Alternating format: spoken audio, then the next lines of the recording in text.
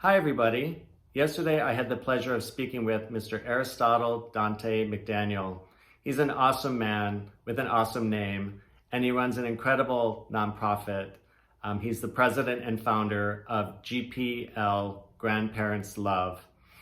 It's a nonprofit that supports new families that are formed now of grandparents and their grandchildren because the parents are no longer in the picture, usually for tragic reasons. The organization supports these families in so many different ways, from financial support of maybe helping the grandparents baby-proof the home because now they have a toddler, to paying for a night out for the grandparents just because they need a break from this new role that they have that they're not used to doing. It's really an incredible organization doing this work that I never even thought of before hearing him talk about it. So I hope you enjoyed the interview. It's going to be a little rough, but I don't think that matters. I think what's important is getting the message out to people, and I hope you all can support it in some way. Okay, so enjoy the interview, and thanks for watching. Bye-bye. So welcome, thank you for coming. My pleasure. I am with Aristotle McDaniel, and he is the president and founder of a nonprofit, which I found out recently, and it is so cool. We're going to talk all about it, and we're going to see how we can help him with this nonprofit. So tell me where you live, how long you've been in the desert, and how you came to start your nonprofit. So my name is Aristotle Dante McDaniel. Awesome name, by the way. Thank you. My family's been on the desert about 150 years. Tell us the name of your nonprofit. So it's Grandparents Love, GPL. Grandparents Love. The way I started GPL, Grandparents Love, is my grandfather on my dad's side had to raise my aunt's kids. Unfortunately, in the valley, she got caught in drugs and different things. And when my grandparents were alive, my aunt showed up with one kid, and then she left 2 kids, came back, 3 kids, all toddlers, basically. So my grandparents both had to come out of retirement and care for the kids. Wow. It's not easy for anyone to care for 3 kids or a number of kids, much less someone who thinks they're done doing that. Exactly.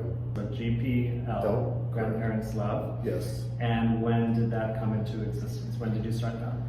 I started about 8 months ago. I've been thinking about it for about 10 years. Wow.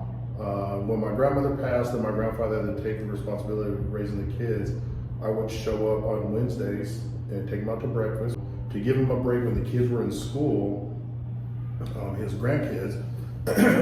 I would, me and him would go to Denny's, his favorite restaurant, eat pancakes and drink coffee, and he talked to everybody that came in. Yeah. And that was, for 2 hours every Wednesday that we did that.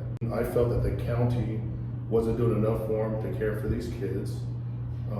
They were putting, I felt roadblocks in front of them, and it was very frustrating. So I would say to myself, there has to be a better way. And so that's why I started every Wednesday, give them a respite to just not think about the kids. Think about just us eating pancakes, drowning them in syrup, and drinking coffee, and just talking about nothing. You got a lot organized in a short amount of time. Because when you said just now 8 months, I was kind of shocked. Yeah. Tell me the profile of the people that you support, if you can generalize. So the people we support are the grandparents that need just a little bit of help just with everyday things. If their car needs brakes, they don't have the additional funds, we can help them get brakes. If they need a washer and dryer, we just helped out a set of grandparents that got custody of their autistic granddaughter, who's a teenager, which we all know that teenagers have a lot of clothes. It was just them 2, and they had a small washing machine. And I said, hey, how can we help you? And he says, we kind of need a bigger washing machine. We have a partnership with Lowe's, and 3 days later, they had a washing machine. How do you find these people who are in need?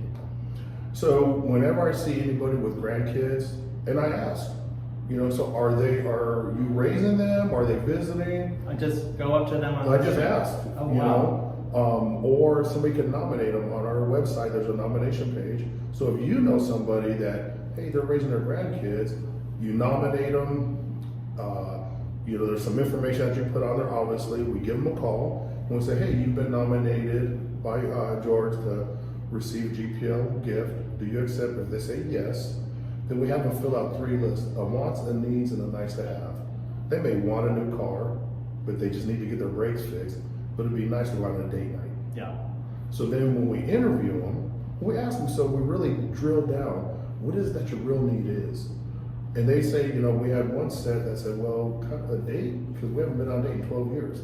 Wow. Just the vulnerability of them to even say that. Because sometimes they just need a break. Yeah. So we started Dine and Unwind. So what we do is we have partnerships with multiple restaurants out in the valley. The Desert Turtle, Wally's, Lulu's, the Cowboy, just multiple restaurants out in the valley. So we put them on a list, and then if there's events happening in the valley, concerts, hockey, whatever they want, so we give them 2 lists. So we go, okay, pick.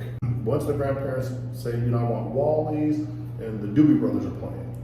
So we reach out to both of those, hey, look, this is what we got going on. So the casinos, Doobie Brothers, we get them 2 tickets.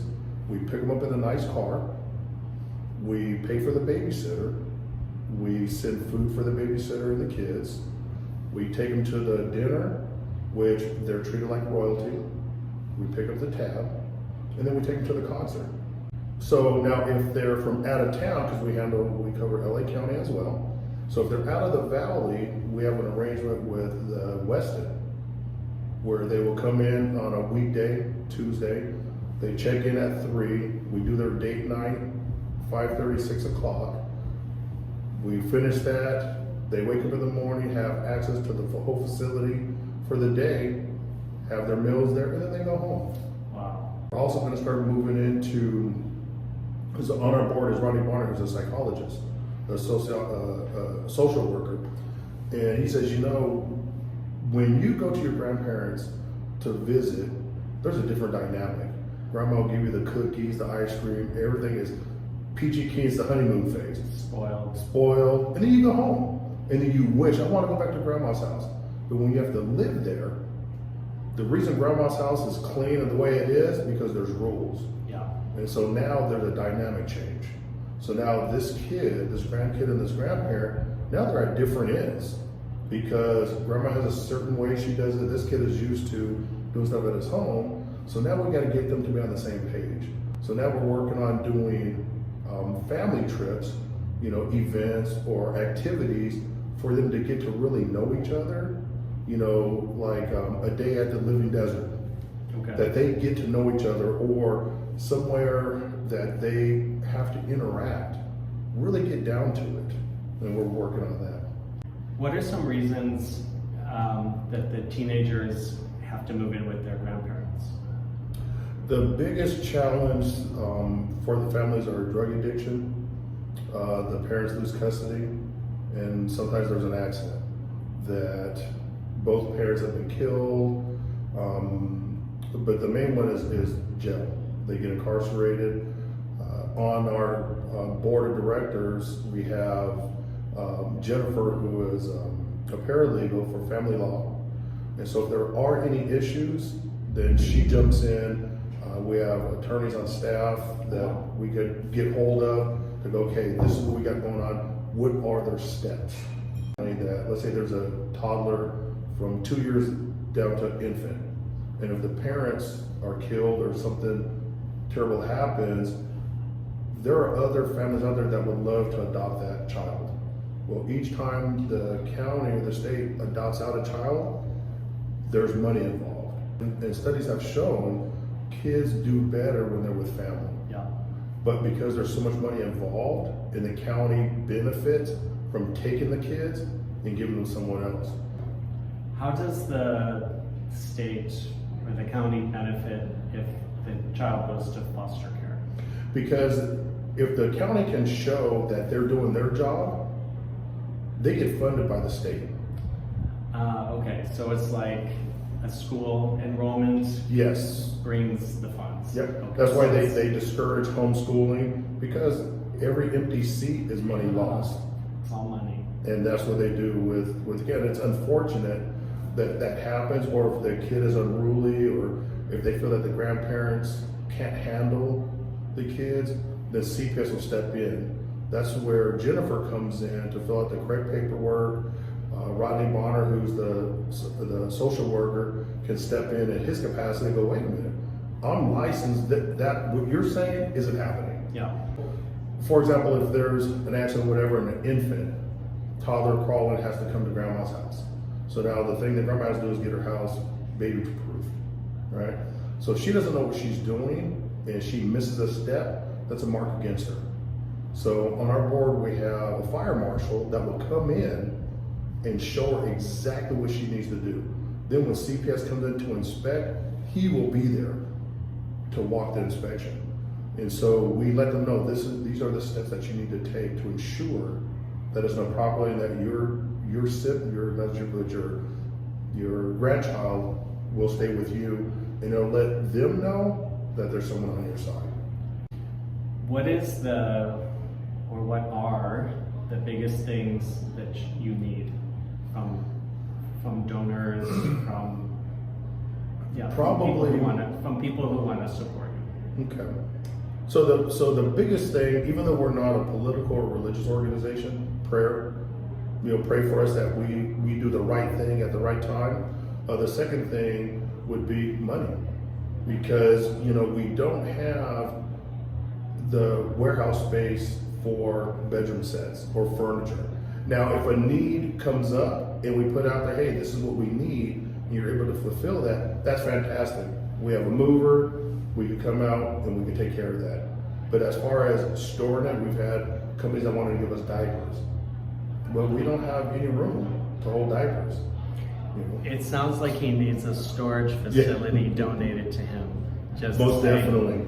We were offered a brand new washer and dryer, stackable.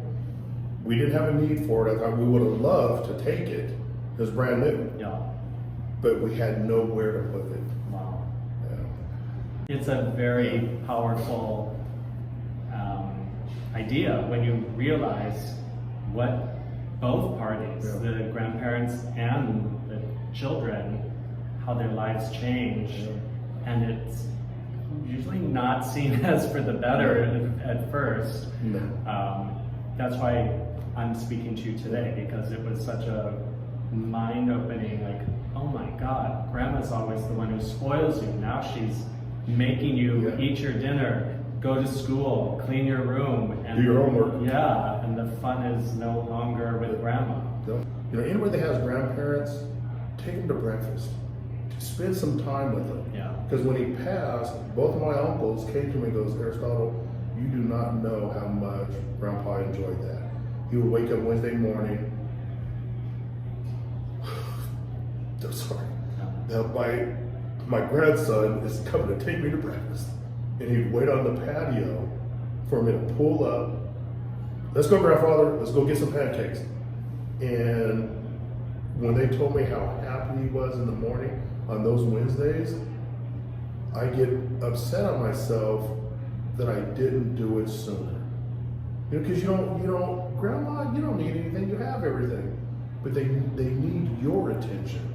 Because everybody, you're right, everybody says, oh, grandma's fine. Yeah. And they're not. Well, I'm going to put your information on wherever this is going to be posted, down below, as they always say. All right. Information's down below or up here, somewhere like that. Yeah. Help you spread the word. Oh, I appreciate that. All right, good. Well, it was very nice talking to you. Thank you. Thank you.